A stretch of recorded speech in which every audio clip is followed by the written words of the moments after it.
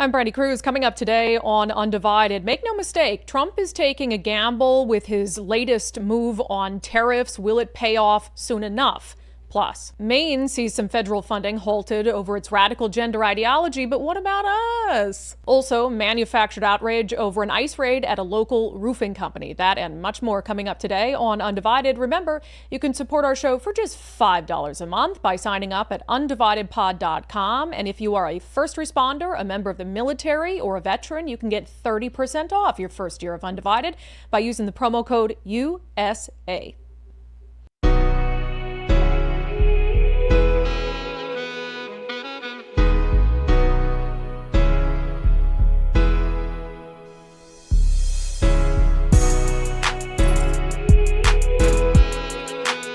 Hello, and welcome to Undivided for our final live show of the week. I'm Brandi Kruse. Thank you for being here. Thank you so much for your commitment to giving common sense a comeback. I do want to start with the tariff thing. I realize that this isn't a national news show, but there's no doubt it's going to impact people.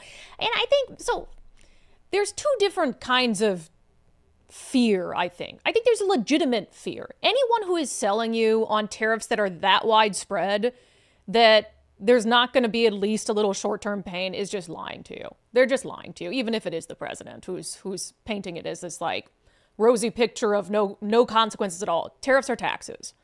So things are going to be more expensive. Now, if you're buying from an American-made company, things are probably more expensive anyway. So there's that sort of picture, and we'll talk about how Trump is spinning this. And then there's the news. And anything that Trump does, it's going to be painted in a negative light, and this is like that times 100. If you picked up the Seattle Times today, or if you looked at the Seattle Times website, you would have seen just doom and gloom. Trump escalates trade battles with series of worldwide tariffs. Washington businesses will likely struggle with new round of tariffs. Dow drops 1,400 as U.S. stocks lead worldwide sell-off after Trump tariffs. Now, some of that is just true, but also it's going to be like this. I think regardless of what Trump does, we've come to see that. But you also start to understand kind of how the media operates, because President Donald Trump has made some good points about the necessity to implement these tariffs and to try to right the global economy so America isn't taken advantage of. But that's really not how the news writes headlines. Just a few local headlines on this. Fox 13, while leaders fear Trump tariffs will significantly hurt local economies. Como News, sweeping Trump tariffs draw dismay, calls for talks from countries around the globe. King 5, Seattle U professor, warns U.S. companies will likely take advantage of tariffs by raising prices, et cetera, et cetera, et cetera. Oh, and this one from Cairo 7 cracks me up. Trump's tariff push is a race against time and potential voter backlash. Yeah, there's a little bit of legitimacy there, because it is a gamble from Trump, because what he's doing, and look, I'm not an expert on the global economy. I'm not an expert on tariffs, and I'm fairly new to Team Trump. That doesn't mean I support everything he does, but one thing I think you can't question about him is his business acumen. And the fact that in his first term, from an economic perspective, he did very well for the country. So when he goes into something like this, I have to believe that he believes it's going to be beneficial in the long term for the United States of America. And the way that he explains it, I tend to trust him. It's kind of like that trust but verify. But that doesn't mean that I think that there's not going to be absolutely any impact for Americans. I want to play just a few, and we'll react to it on the back end. He gave this big, long speech, of course, and just a few of the finer points on the tariff. So basically 10% across the board for products coming into the United States. For some countries, the tariffs, he's doing reciprocal tariffs, so the tariffs are actually going to be higher coming into the United States. So they're pretty significant. But here's a few clips from President Donald Trump's speech. April 2nd, 2025 will forever be remembered as the day American industry was reborn, the day America's destiny was reclaimed, and the day that we began to make America wealthy again. We're going to make it wealthy, good and wealthy. We can't do it anymore. We take care of countries all over the world. We pay for their military. We pay for everything they have to pay, and then when you want to cut back a little bit, they get upset that you're not taking care of them any longer. But we have to take care of our people, and we're going to take care of our people first, and I'm sorry to say that. So it's 67%, so we're going to be charging a discounted reciprocal tariff of 34%. I think, in other words, they charge us, we charge them less, so how can anybody be upset? to any company that objects to our common sense reciprocal tariffs. Again, reciprocal, back and forth, back and forth. And I call this kind reciprocal. This is not full reciprocal. This is kind reciprocal. Nice. I think you're going to remember today it's going to be a free nation that we're dealing with. We're going to have a very free and beautiful nation. It's going to be Liberation Day in America, and it's going to be a day that hopefully you're going to look back in years to come and you're going to say, you know, he was right. This has turned out to be one of the most important days in the history of our country. God bless you and God bless America. Thank you, everybody. Thank you very much. Liberation Day. What he said right there at the end, I think sums up my concerns about this, but also something, dare I say, selfless that Donald Trump is doing. You know, I think when economists look at this, and they look at the way the United States has been treated and sort of taken advantage of, if you could take consequences out of the equation, just say, okay, short-term pain, increased costs, markets, like let's take that out of the equation. Is this the right thing to do? I think if economists are being honest with themselves, they would say yes. But of course, you can't do it without some short-term pain and consequences and the market going down or whatever it is. So that's why when I say I think this is selfless of Donald Trump, he said at the very, very end there, people will look back at this Liberation Day, you know, years from now and saying, oh, he was right. I don't think Trump will live long enough to see that.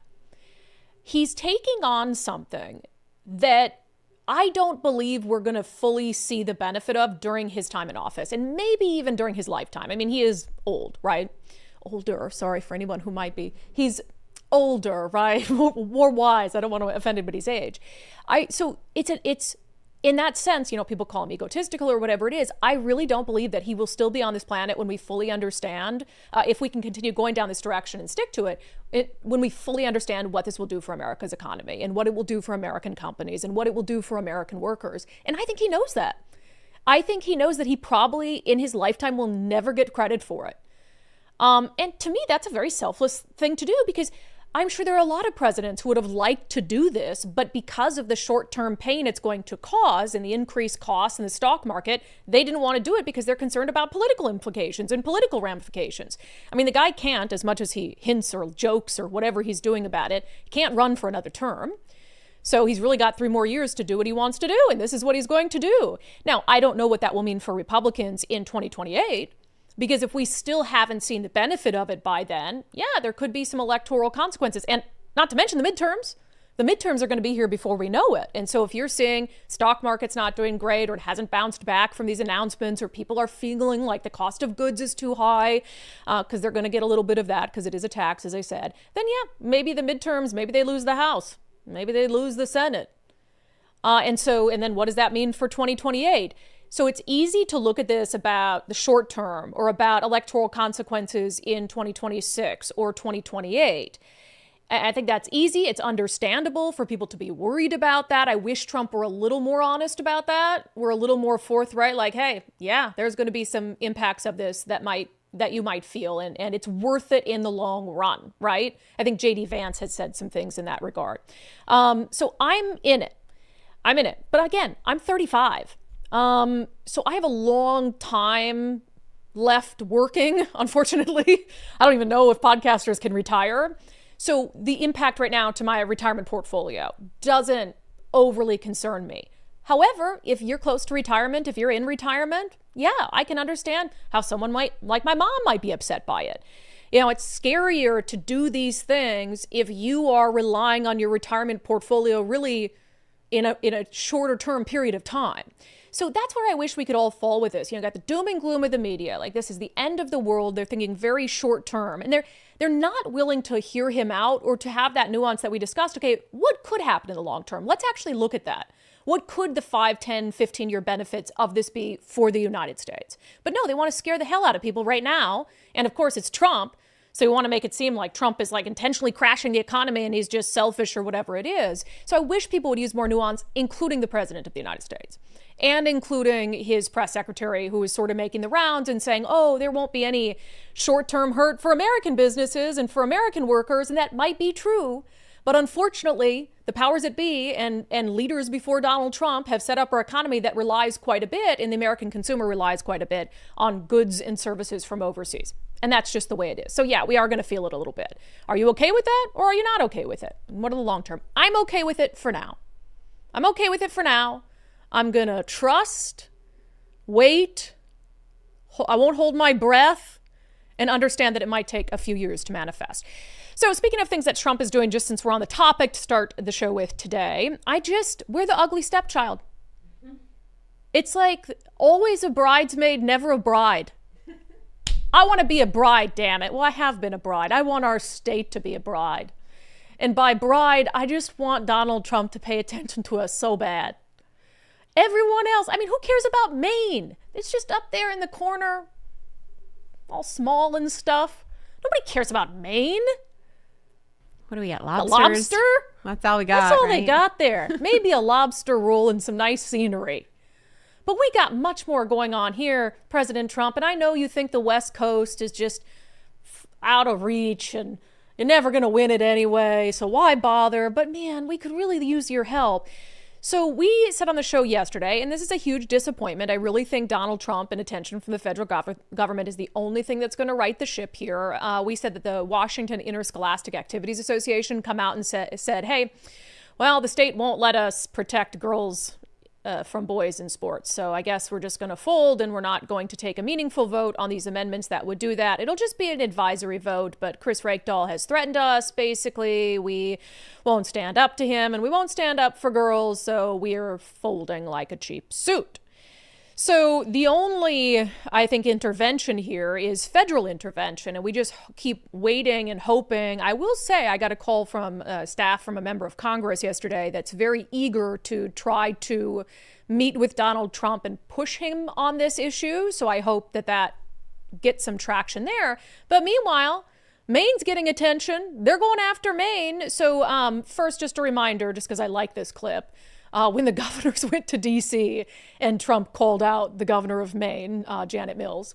The NCAA has complied immediately, by the way. That's good. But I understand Maine. Is Maine here, the governor of Maine? Well, are you not going to comply with it? I'm complying with the state and federal laws. We are the federal law. Well, you better do it. You better do it because you're not going to get any federal funding at all if you don't. And by the way, your population, even though it's somewhat liberal, although I did very well there, your population doesn't want men playing in women's sports. So you better comply because otherwise you're not getting any federal funding. See you in court. Every state, good. I'll see you in court. I look forward to that. That should be a real easy one. Any excuse to play And enjoy this. your life after governor, because I don't think you'll be in elected politics. Oh my gosh. Any excuse to play that clip. You know how much I would have just lived and breathed for an exchange like that between Trump and Jay Inslee? I would have played that on repeat while I fell asleep at night. So the federal government's starting to make good on this through an interesting avenue, which actually has made me second guess my opinion on something that I had like a month ago, which I'll discuss. But the New York Times, USDA freezes funding for Maine amid battle over transgender athletes. The administration concluded last month that Maine had violated federal law by allowing transgender athletes to play on girls' or women's teams. So it says the Department of Agriculture said on Thursday that it had frozen federal funding for education programs in Maine. The Agriculture Secretary notified Ms. Mills, the governor, in a letter that funding would be stopped while the agency reviews grants awarded to Maine by the Biden administration, many of which, quote, appear to be wasteful, redundant, or otherwise against the priorities of the Trump administration. The New York Times says it was not immediately clear which educational programs would be affected by the funding freeze. The government's statement said its latest action would not alter federal feeding programs, or direct assistance to citizens. It's interesting that it's coming via the Department of Agriculture, but it actually makes me rethink. I had said if Donald Trump defunds the U.S. Department of Education and grants coming from the U.S. Department of Education, doesn't he lose his leverage over public school systems that he's threatening to withhold federal funding from? But if there's, Department of Agriculture grants that have to do, I'm just trying to think about, like, maybe it's a grant for after school lunches or dinners or something. I'm sure that there is some ties there. Or what is the farm program for kids? Oh, the FFA. FFA. Future Farmers of America. Things like that. I mean, I don't want that to go away. I like that stuff. But if there are some things that have a tie to educational programs that they can leverage outside the U.S. Department of Education, then I guess it doesn't really matter as much. That if he gets rid of that, there won't be some sort of leverage. So look, we'll see what happens here. I got a couple comments saying, where's Robert's comment? Telling me to calm down. Robert Powell, he's going to get to us, Brandi. Be patient. It's coming. I have no patience. I have no chill. I have no patience. And it's Maine. Who cares about Maine? We need his focus on the West Coast because, and frankly, all these bad ideas, we started them over here. So if you can get the West Coast in line first, you know how much nonsense that stops from being exported to the rest of the country? We do the crazy stuff here first. So put us in line first. Put us in check first. I mean, that's the only thing that's going to help. So, yeah, I guess. I'm just waiting. Ugly stepchild, I don't think I like the bridesmaid reference better. Right. Well, school's out in a couple months, so yeah, you got to get to it to actually make a difference. Well, I suppose, there's spring sports, right? But that's sort of dwindling down. So this issue of protecting girls' sports, I guess he'll have the summer months to try to work on it. Right. And I think a little lull. Right now we're in baseball season, which tends to have a little less contact. So yeah. Anyway, so it's kind of the whatever, the heat of it. A little less contact, attention. But you get a dude out there swinging a bat at a softball and that could kill someone. You should know that. I do know Did that. you and not actually, get hit with a ball hit by a man, right? Yes, a dude hit the ball that hit you in the face. Yes, I did. And clearly girls can't catch. So if you if you don't get that reference, Nicole had one hell of a shiner 2 years ago. Yeah. Oh, yeah. Because she was playing holy cow. intramural.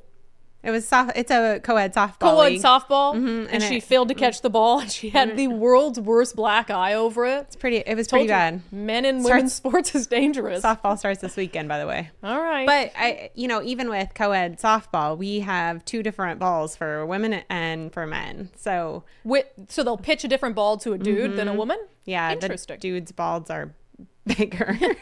No, smaller. No, actually, because then they go less far. The way that, yeah. It's bigger than a softball? Well, they're weighted differently. Interesting. So they have to hold the men down, hold the men back. Yeah. Yeah. So they don't what? Why is that? Nicole, why is that? Why would that be? I don't know. Because they're more athletic, stronger. And we also limit the number of home runs they can have. Yeah, because they're hitting off a chick, that's easy. I'm just kidding, women. We're capable. Just not compared to men in sports, for the record. It's facts. Yeah, it's just biology, people. There are some weak little Antifa limp wrist men I could probably take in most any sports, but I don't know that's what we're talking about here. All right, so there was an ICE raid yesterday at a roofing company in Bellingham, and of course the left is losing their minds over this. I have some opinions, and I shall share them with you coming up next. First, we need to talk to Zach Abraham with Bulwark Capital about what's happening with the markets right now. However, Zach's in Tahiti, and I already bothered him to tape Doge Watch, which came out this morning. So I'm certainly not going to call him again on his Tahitian vacation and have him come on the show and talk to us about the stocks. So I guess we'll have to do that next week and see what he has to say. But I know that he'll tell us to take a deep breath, calm down, and talk to us about risk management and diversifying portfolios to make sure you're protected against things like this in times like this. That's what Zach Abraham and his team at Bulwark Capital specialize in. First of all, they got their tentacles and teams and everything. They're monitoring not just the stock market. That's a very basic way to just gauge the strength of a retirement portfolio. So they're looking at everything, and his team of analysts is on top of it. So Zach and his team do a free portfolio review. It's a know your risk review where they can take a look, basically a second opinion on your retirement portfolio and let you know if it's exposed to too much risk and how you can mitigate that. So totally free. You can sign up for it at knowyourriskradio.com. They'll do a full review of how they're always looking for opportunities to lower risk, lower cost, give your retirement as much upside as possible. It's like running your portfolio through a Department of Retirement Efficiency. So sign up for your risk review now. knowyourriskradio.com. knowyourriskradio.com. Okay, let's start this segment with our daily subscriber show poll, which we do for subscribers on Patreon, Locals, and X. My question today: do you support ICE raids targeting illegal aliens working in the U.S. without authorization? Nicole, yay or nay? I think I have to stay consistent and say yes, I support that. Okay, so if their only thing is they came No. here illegally and they're working, Well, and those they're are two illegal. things. Well, I mean, Came here if you're illegally here and without working authorization, illegally. well, you can be here on. There are certain visas you can be here on, but you can't work. You don't have authorization to Correct. work. Right. And then there's coming here illegally and providing false paperwork to be Right. able to be employed, right? Right. But So I mean, in both of those instances, I would be I Yeah. would be in favor of them getting in trouble. Yes. For Of me, course, does that yeah. sound mean? I mean, yes, if you're here, if you came here illegally, then I think you fall under the, well, we gave you a shot. Yeah. You could self-deport, maybe come back. Now you've chosen to not go Yeah. that route. I gotta say, I'm actually surprised how one-sided this is in our subscriber poll. I don't know why. Only because, like, you look at all the different types of ICE raids, right? Mm-hmm. And clearly the ones where they're out there rounding up the child rapists and murderers, Right. you're like, yay, yay, yay. But in Washington state, people tend to be a little tisk about the raids at places of employment or people who are working. So, but right now, 94% saying, yes, I support ICE raids targeting illegal aliens who are working in the U.S. without authorization. Let me see here. Robert says, I said yes, but admittedly, my feelings are much more mixed for people who have been positively contributing to the economy for years by working and paying taxes. E says, we're done being PC about illegals. Part of my family came here legally, and we're all for legal immigration. However, aiding and abetting illegals by hiring them is contributing to a type of slavery. We all need to stop calling it the sanitized trafficking and call it what it is. It's no different than sweatshops. Brenda, yes, it's illegal and it takes jobs away from citizens and people here legitimately. Sandy, different perspective. They said they were going to focus on criminals. I feel like they're targeting working people to get their deportation numbers up. I would rather give law-abiding, tax-paying immigrants a path to citizenship, deport the lawless people, and not just based on what they think their tattoos mean. Well, right there you said tax-paying immigrant law. Yeah. Well, it depends if they are. I think there are some instances where someone's working illegally and they're still paying taxes Which is into what the system. this roofing guy claims. Claims, right, which we'll get to that. So just a couple more because I want to set up what the public opinion of our viewership is on this before this story. Michelle, I voted yes because I think if you aren't here legally, you are also not registered properly and you might not be paying your fair share of taxes and getting a pass in that regard. All right, so there was this ICE raid yesterday at a roofing company up in Bellingham called Mount Baker Roofing. This from the Bellingham Herald. ICE agents detained nearly 40 employees during morning raid at Whatcom County business. So I'll read a couple quotes from this that I think are important from ICE, but just a few details on this raid. 37 people who, according to the Herald, fraudulently represented their immigration status and submitted fraudulent documents and or information to seek employment. So they were arrested for administrative reasons. And then one worker who was there told the Bellingham Herald, just to give you an idea of this particular company and how many people were working there without proper authorization. One worker said ICE took more than half of the workforce of Mount Baker Roofing. So if you were thinking that you were going to get your roof work done yesterday somewhere in the area, no one showed up. This might have been it. And they were also looking for other workers who were not there at the time. So at least more than half of the workforce, according to this one worker, of one roofing company was allegedly working there illegally. Okay, that's significant. So here's what ICE said in a statement that the Bellingham Herald published. ICE HSI investigates worksite violations and or the exploitation of workers. Worksite enforcement investigations focus on reducing illegal employment, holding employers accountable, and protecting employment opportunities for the country's lawful workforce. So before I get to the next part of this, which is the statement from the roofing company owner, which opens up a whole nother can of worms I need to discuss. To me, when you look at this the trafficking was mentioned. There's such a gamut here, right? It can be people who have authorization to be in the U.S., but not authorization to work. It can be instances like this where you have people who, according to ICE, had fraudulent documents and fraudulent paperwork. So they took extra steps to be here illegally, fraudulently employed, etc. So there's other issues there. And then you have straight up human trafficking, where people who are brought in under some sort of pretense and they're working in some sort of for like maybe even no money. I mean, slavery, because they're paying off the debt from being trafficked over here. So there's really a large sort of swath of things that have to do with ICE's enforcement of illegal workplace activity. But in this, you've got more than 40 people fraudulently employed, and it wasn't clear based on the story, because they said they submitted fraudulent documents.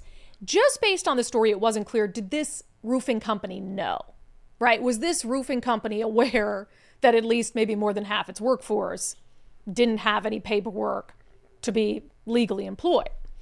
So here's what the guy says, and I don't know his politics. I don't know anything about him other than he owns a roofing company that was the subject of this raid. His name is Mark Kuski. These hardworking individuals were actively supporting our community by helping to build the homes and install the roofs that protect us all from the elements. Okay.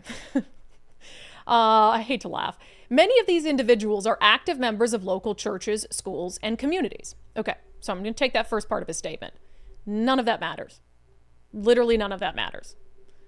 You don't get to like come into the United States because you're going to go to church or you're going to show up at your kids' soccer games. That's not a justification for you being illegal in the United States or for you submitting false paperwork to be able to work, even if you are helping to build the homes and install the roofs that protect us all from the elements, okay? So let's move on to the second part of his statement. He says, we cannot ignore the larger implications of today's events. Policies like the enforcement action carried out today directly harm small businesses like ours, making it increasingly difficult to operate and further inflating the prices paid by consumers. That's where he tells on himself. What I read in that is, if I had to hire Americans, I'd have to pay them too much money. Yep. That's how I read that. And look, to me, he should be mad at Washington state Democrats. If the cost of running his business is too high, if the ever-increasing minimum wage is too high, he should be mad at Washington state Democrats. Not at ICE.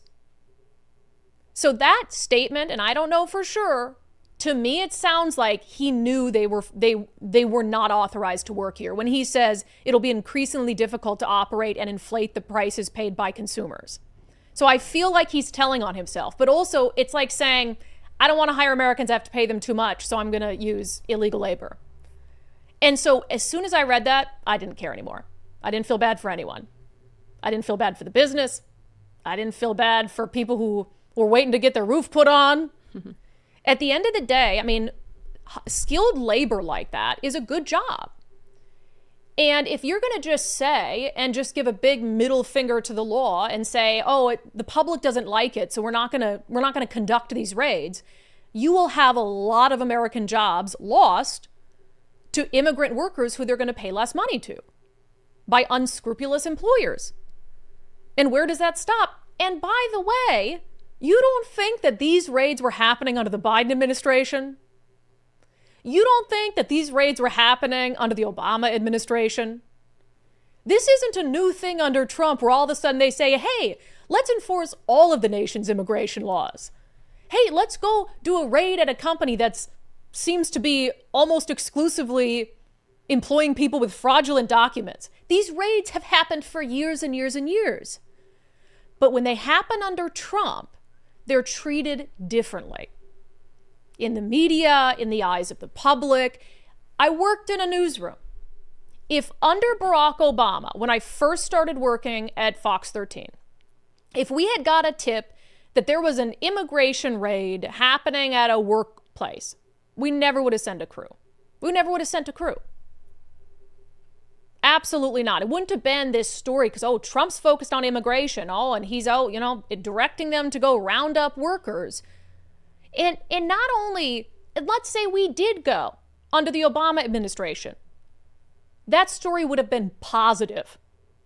That story would have been framed as, oh my gosh, this company was employing 40 people who had fraudulent documents. Not framed like the Bellingham Herald framed it. When you read this full story, it's pretty wild, the details, right? They have that one quote from ICE explaining what ICE did. But then they insert all these very sad lines. And I'm not saying I have a heart. I'm not saying there's not a human element. I'm not saying these people don't have families. I'm not saying that they don't have friends in the community who will miss them. I'm not saying that they weren't doing important work, building homes and roofs for people, okay? I have a heart, but I can separate that from the legality of it. So this reporter with the Bellingham Herald, and look, Bellingham's a very, very, very progressive place, is inserting all these details. ICE agents barred friends, family, and other workers from the building, leaving them to gather outside. Yeah, they were doing an enforcement operation. You don't just get to wander around while they're carrying it out. You would never do that for any other law enforcement operation. It had, according to one worker, ICE took more than half of the workforce and said they were looking for other workers who were not there at the time. There was this one other line I saw. Oh, here it is. ICE agents were wearing masks and arrived in unmarked vehicles. Like, they make this sound like literally out of a movie. Oh my God, unmarked vehicles. Whoa, they wouldn't let the family inside and all this stuff. It's like, you think it ever would have been covered that way, let alone covered at all, under Biden and Obama? Not a chance. Not a chance. I'll do a peripheral search, see what kind of local news coverage there were on these issues, but these raids didn't just start under Donald Trump. And when you're employing that many people with fraudulent documents, they're not going to let you just give a middle finger to the law. They're just not. So I'm sorry if that's mean. I'm sorry if that's heartless.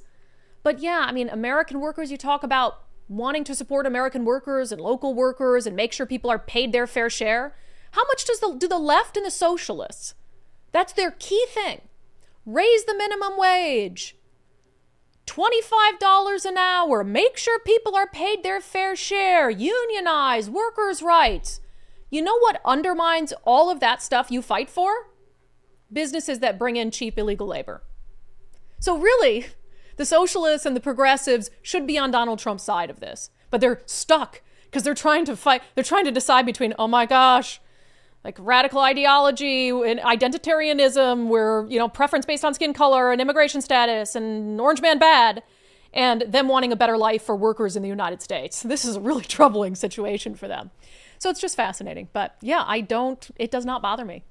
Is that mean? Have I grown cold and heartless? It does not bother me one bit. I am sure that there are some stories that would really touch our hearts and be like, oh, I wish they could stay. But I feel like we gave them an opportunity. We said, hey, self-deport, and maybe we'll let you back in. Yeah. And we'll give you this path to maybe get back in. But you chose to work. And this guy, I really think this owner knew. He absolutely knew what he was doing, because most of these guys didn't speak English. It sounds like there was a translator even for this allegedly article, just so we don't get in trouble. We think he probably knew based on his quote. But yeah, so I just think that they were kind of given the chance. That's how it works. I can't go to Australia and just be like, I want to live here now. I want to work on the kangaroo farm, which I know you would. I absolutely would. So I feel bad, but I don't feel like there's any way to get around this. This is what's going to happen if you come here illegally, or you're going to live on edge waiting for it to happen, or whatever it is. But I feel like we got to enforce these laws. You made that choice, right? You made that choice. And it's not either or. It's not either they're doing this operation or they're rounding up criminal illegals who are like hurting people and trafficking drugs. They're doing both. They're doing multiple things a day, and they have different agents who are doing different things. The only sympathy I have in all this is for the Dreamers. I think DACA recipients, first of all, I don't know if they're continuing to give people any sort of DACA protections, but the set that was initially given protections came, brought here as children, their parents dragged them here, whatever it is. I do think that it would be a huge no-brainer win for Donald Trump to finally be the one to give citizenship to Dreamers. There's no reason not to, as long as they've committed no new law violations while they've been under DACA. No reason. Both sides have said at periods of time that they want citizenship for Dreamers, but both of them use them as political pawns to get other things that they want. Can you imagine?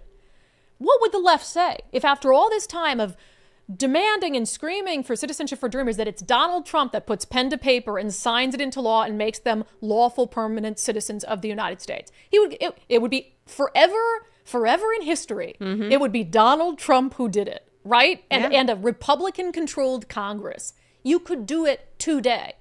Republicans could push it through. Democrats would have no choice but to vote yes, although they'd probably find a reason. No, he's doing this for political reasons, so we'll vote no, on citizenship for Dreamers, because Democrats have blocked it before. That is one thing that I wish Donald Trump would do today, especially as he focuses in all these other areas, To me, that's a no-brainer. It's overwhelmingly popular for the American people. As long as they have, again, no new law violations, I don't think DACA should continue. I think you give people citizenship and there is no more DACA, because you don't want to encourage it, right? You don't want to say like, oh, those children who are brought here got citizenship, so let's just keep bringing children in. So. Along with that, I think there's some cases that I've been hearing where people have been here 40 years, their kids are here, and they've been in the system. They've been trying to get citizenship. They're not trying to hide from anybody. Right. They're not working illegally. Those people, there's that case out of California. There was a case out of California that was like that. And I'm like, wait, those people, take them and say, this is like, we understand, we like humanity, and we are understanding of this problem. And like I said, they were in the system. So it's not like they were hiding from anybody or doing anything else illegal. They've been here 40 years. And obviously and they said they were fleeing, what's the word I'm looking for? Poverty, war, famine. Yes, whatever. So I just think that they should be looked at differently. And that would, those little moments, like you said, handling the dreamers and dealing with a couple like that in a humane way would probably give a little more weight to some of these issues where these people were all breaking the law multiple times. Yeah. Oh, 100%. And it had fraudulent documents. They went out of their way. And who gave them the fraudulent documents? And who's hooking them up with that? Probably some sort of immigrant rights group that is getting taxpayer funds in the state of Washington, frankly. Mm-hmm. All right. So that's what I have to say about that. Sorry. Sorry, Bellingham lefties who are going to come for me now. Why can't I just have a day where I'm not worried about people threatening me online? All right. Democrats say there will be new taxes. That's literally a quote. There will be new taxes. That after Bob Ferguson came out yesterday, said he wouldn't sign either of their budgets. So which new taxes will they be? We'll discuss coming up next. First, our friend Wes Jones at sellwithwes.com is the guy that you want to call when it's time to sell your home. Maybe you're finally giving up. You're like, I'm moving out of Washington. I can't do this anymore, Brandi, which I absolutely would not blame you for, although I do wish you would stay.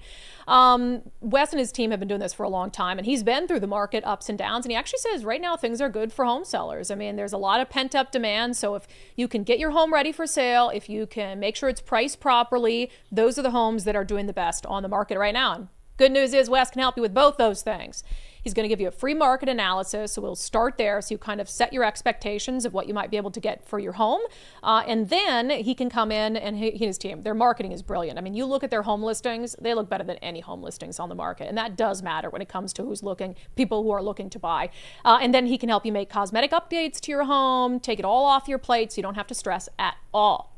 Love it. Sellwithwes.com. And he's cool. Sell with Wes. And look at that beard. I don't like the guy. Sellwithwes.com, a better way to sell your home. Brandi, can you stop talking about my appearance in your ads? It's really sexist. No, Wes, I won't. All right. So the leader of the House, the Speaker of the House, rather, Lori Jenkins in Olympia, a Democrat, tells the Seattle Times, quote, there will be new taxes. I guess apparently no matter what Governor Bob Ferguson says. Let's talk about it in our segment, Unbelievable.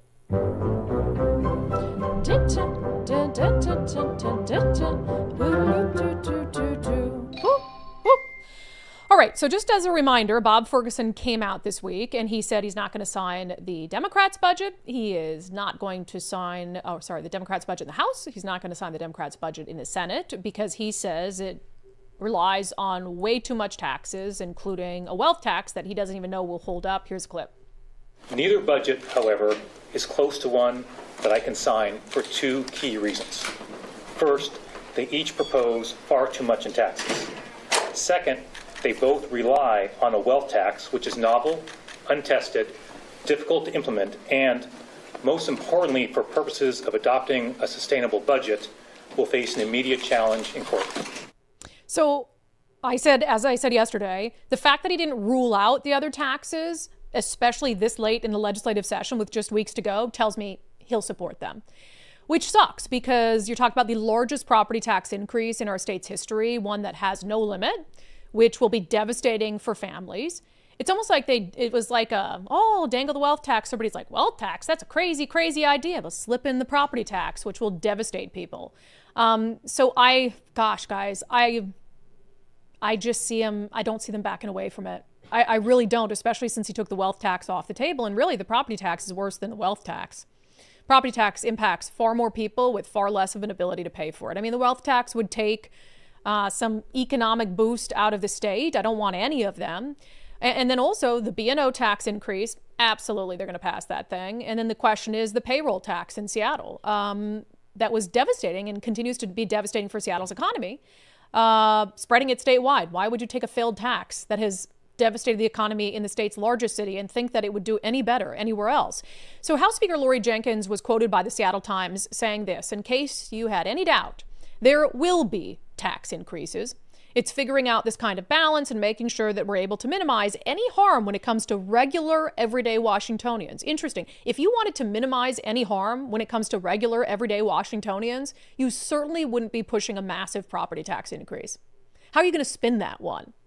They want people to focus on the wealth tax and the B&O tax and the payroll tax, because the least popular of all the options is, of course, going to be the property tax increase.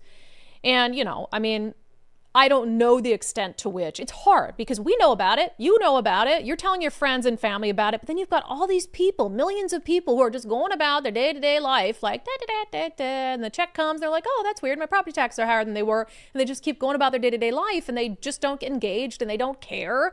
And so there's just not enough pushback to get Democrats to wake up or to get them out of office. So the other thing, and it just shows like what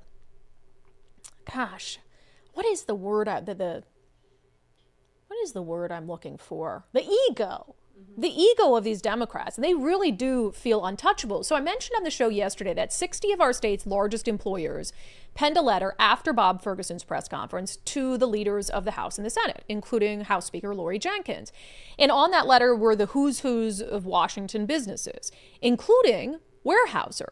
So Speaker Lori Jenkins, in this interview with the Seattle Times, took umbrage with that, with Weyerhaeuser's name being on this letter, basically saying, hey, you might force us out of state and force us to relocate jobs if you pass these taxes. Jenkins said, this from the Seattle Times, she also said it was, quote, interesting that Weyerhaeuser signed on to the letter, considering the company previously met with her and told her it would never leave Washington. She said, quote, it would be kind of shocking to all of a sudden hear them threaten that they're going to leave or something like that over a B&O rate. So she's telling the Times, think about this for a second. She's telling the Times, well, that would be that's interesting they signed that letter because they met with me and they said they'd never leave the state. And she poo-poos it instead of thinking, well, maybe our proposals are really that bad.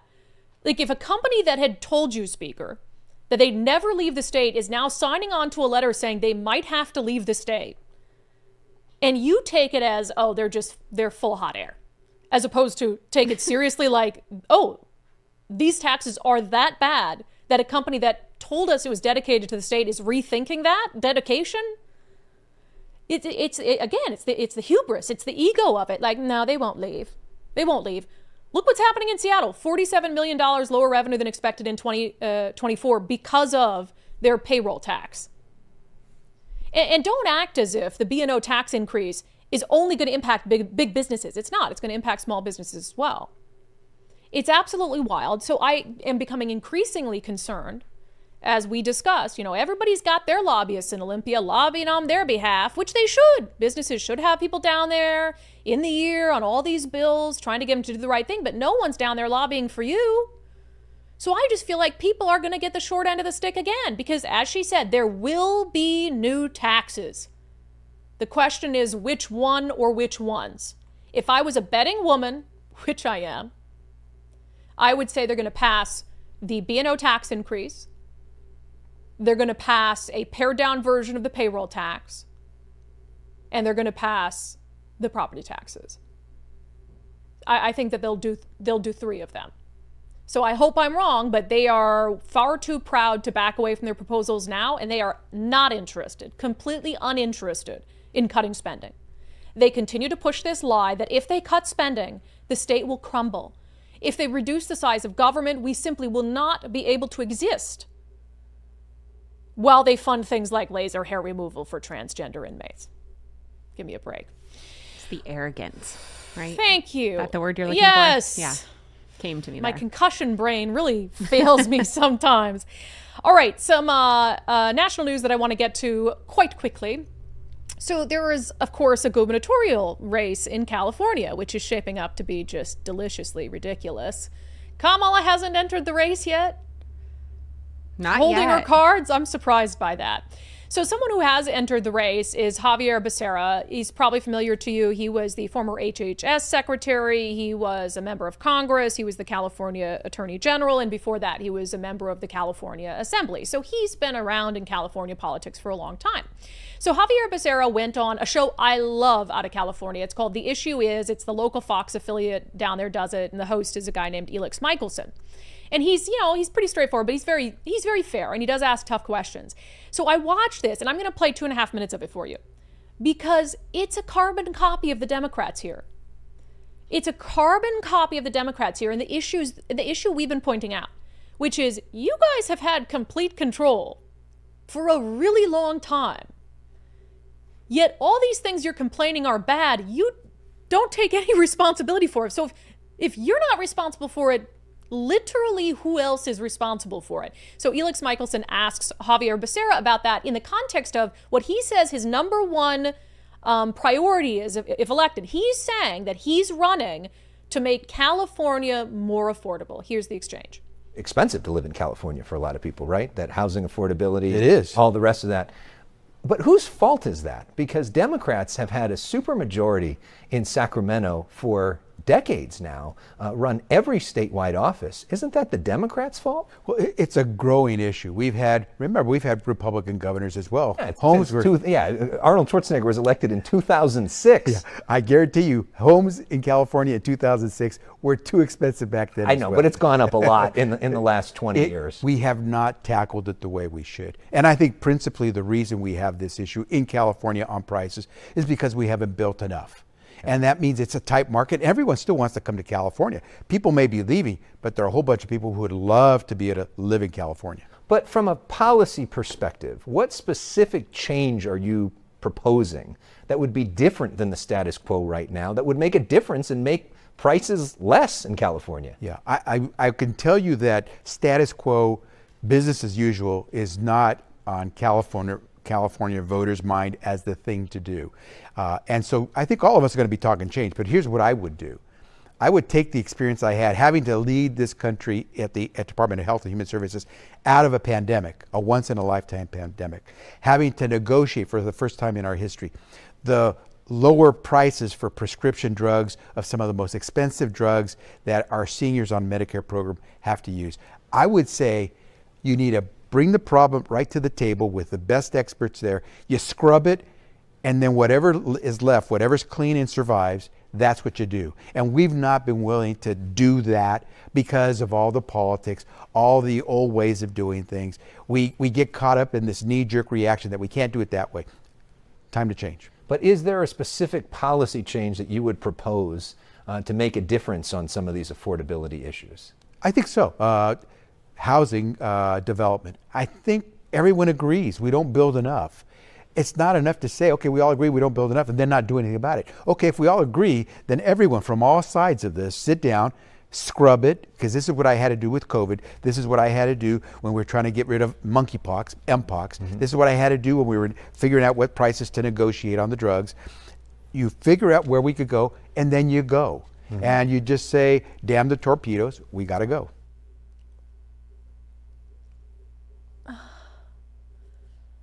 Why are they all like this?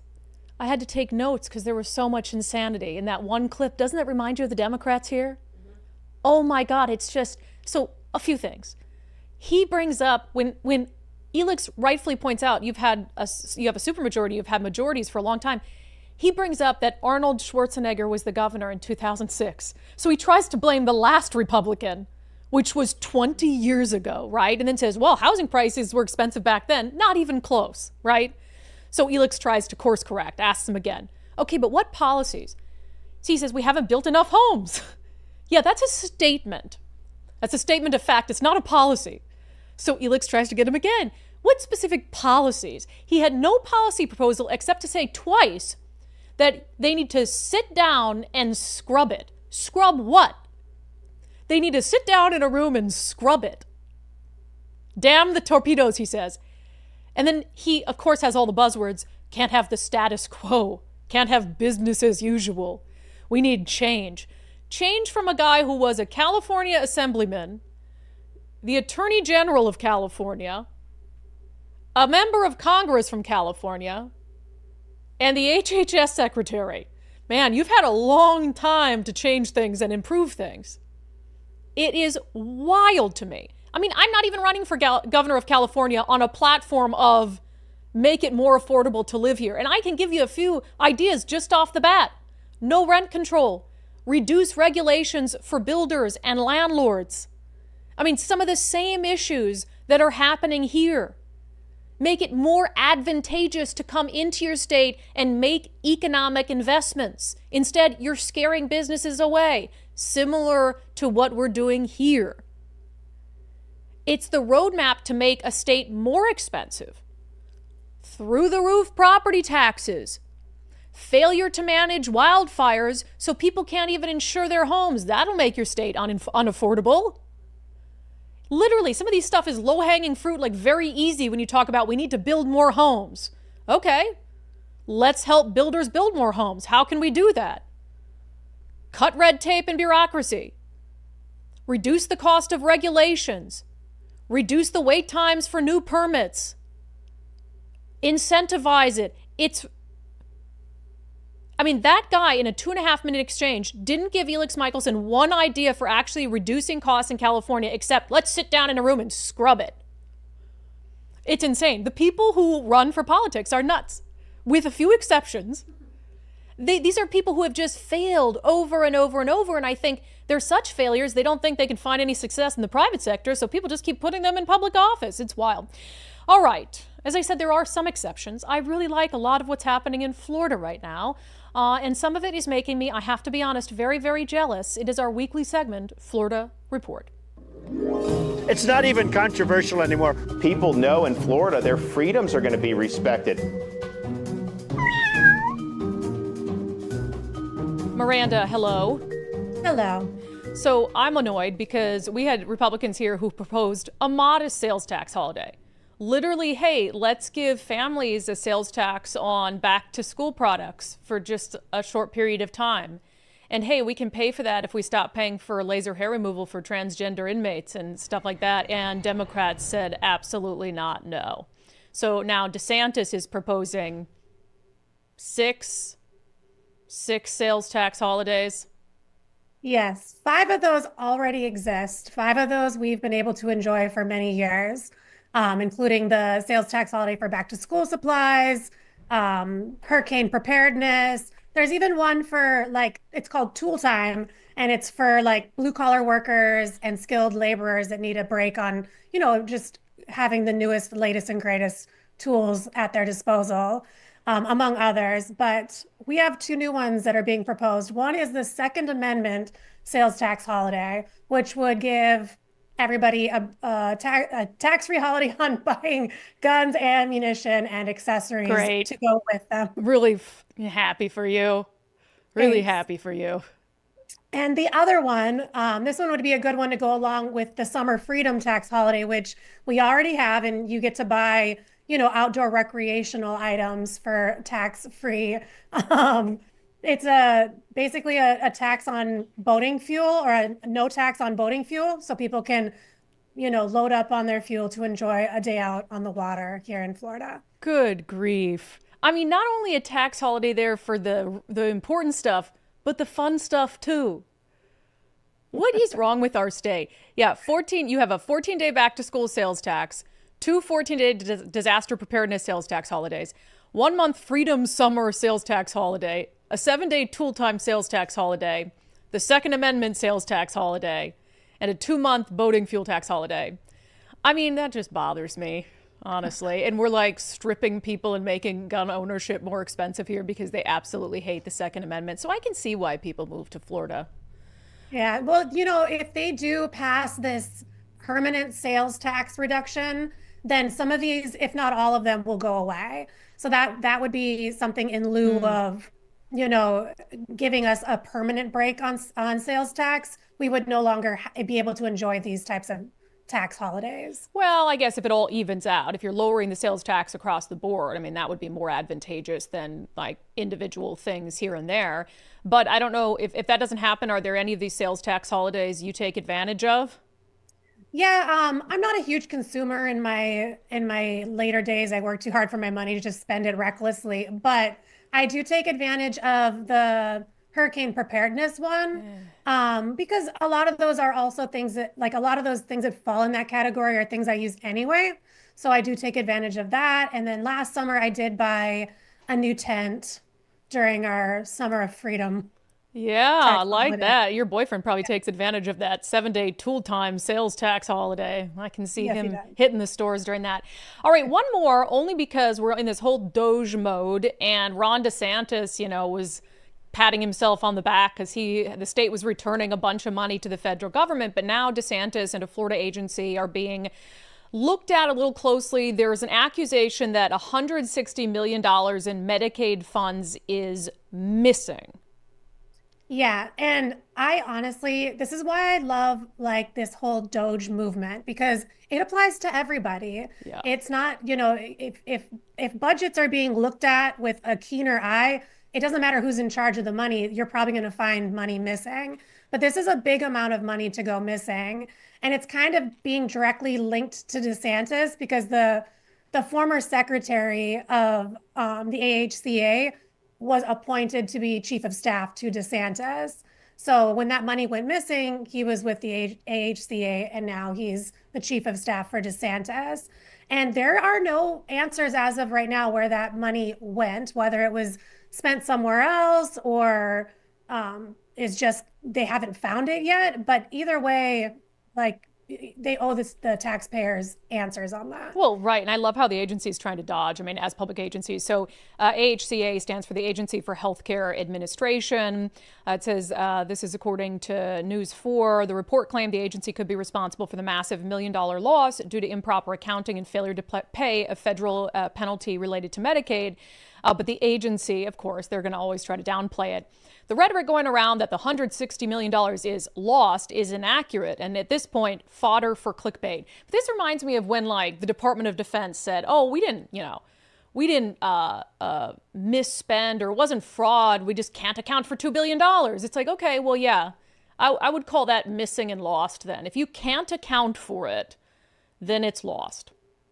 Yeah, and this always confuses me because I just go into my bank account and I can account for every cent, because if there's a financial transaction, there's got to be some sort of paper trail, so money doesn't just walk away. So it definitely went somewhere it wasn't supposed to go. And I would appreciate them just taking somewhat of the high road and saying, if there's money missing, we're going to go look for it, rather than saying this is clickbait, Yeah, the chair of the House Ways and Means Committee in your state house in Florida said the same thing. This is the public's money, right? It's not our money, it's the public's money. We're holding it in trust for citizens and the taxpayers of the state. Any amount of money is an important obligation and responsibility that we have to look after.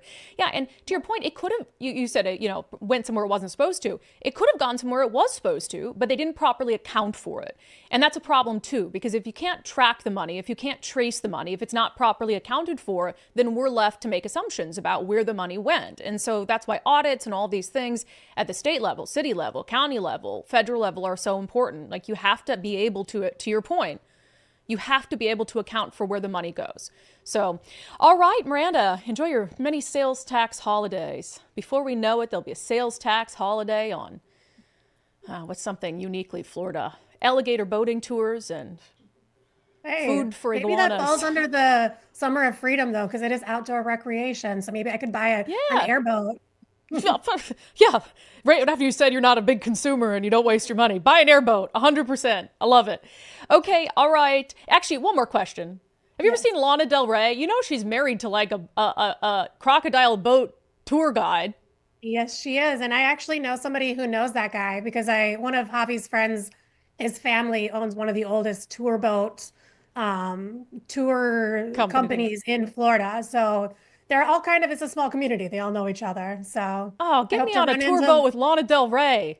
Oh, I know. I love that she went for some, just a backwoods dude. And I like that for her. Yeah, rugged blue collar guy. All right, Miranda, thank you. You're welcome. Bye. It's not even controversial anymore. People know in Florida their freedoms are going to be respected. So annoying. A sales tax holiday to buy guns. A sales tax holiday so you can more easily exercise your Second Amendment rights as opposed to what's happening in Washington, where they're like, let's tax them more. It's really stark. It's like, how are we in the same country? How are we in the same country? It's depressing, absolutely. We'll have your comments coming up next. First, from Michelle on her experience with First Mark Insurance. She said, thank you for recommending First Mark Insurance. You're welcome. I kept mentioning it to my husband, but he wasn't ready to look into it. We got our renewal with our existing provider for the next 6 months, and it went up from $3,000 to $8,000. I promptly reminded him about First Mark. We worked with Brad, and he saved us more than 50%. We can now continue our discussions about getting a travel trailer. I love to hear it. I hear so many similar stories from undivided viewers and listeners of their First Mark Challenge success story. And look, it's a no-brainer because it's free to do it. You never pay First Mark anything. You need insurance anyway. So let them figure out if you have the best insurance at the best price. And they work for you, not the insurance company. So they're always going to have your best interest in mind, even if that means turning away your business. Because they can't do better than you've done for yourself. Sometimes that happens. FirstMarkInsurance.com, FirstMarkInsurance.com. The very best part is they work for you. All right, let's start out with a couple super chats, shall we? Papa Woody, $2. Ay caramba. I don't know what it's in reference to, but it could be in reference to multiple things. Gray Matter, quote, a society grows great when old men plant trees in whose shade they know they shall never sit. Luckily, we have men and women who have this vision, referring to Donald Trump trying to stop America from getting screwed over, even if he won't be in office to see the benefit of it. Let's see. Jeffrey, I don't like the tariffs. So far, this policy has cost me tens of thousands of dollars. I'm curious what you do. I know, I'm very curious. I don't think it's going to get better. Hopefully you aren't retiring soon. Is it a coincidence that Russia and North Korea are not on the list? I guess I didn't see that they were. But we already have... no, we don't have trade with them. Well, what I'm saying is, yeah, we already have embargoes. So that's just a different thing. They're cut off. There's one other country, there's some other country that I can't even remember the name of that I had never heard of that's on that. There's like 3 or 4 countries. Yeah, so trade. We're beyond tariffs with them. We're beyond tariffs. Plus, what does North Korea have that we want anyway? You know? No, thanks. BJ Bumblebee, they keep increasing taxes and fees and wondering why people are losing their homes and becoming homeless. They just keep trying the same stupid solutions. They are insane. Matt, Lori Jenkins is a Timu Elizabeth Warren. I think that every time. That she looks like her? Yes. Kind of. Yeah, I can see that. And they have the same snarkiness in their voice. Yeah. Like, yes, they do. I know better. I agree. I agree. Rachel, any idea if passed when the tax increases will go into effect? So what they're passing is the ability, I think, of counties to increase without going to people. So I'm not sure. Well, no, if it's tied to inflation, it would be automatic, right? Let me look into that. If it's something that's going to happen at the same time other bills go into effect, which would be July 1st or not. That's a good question. I shall look into it.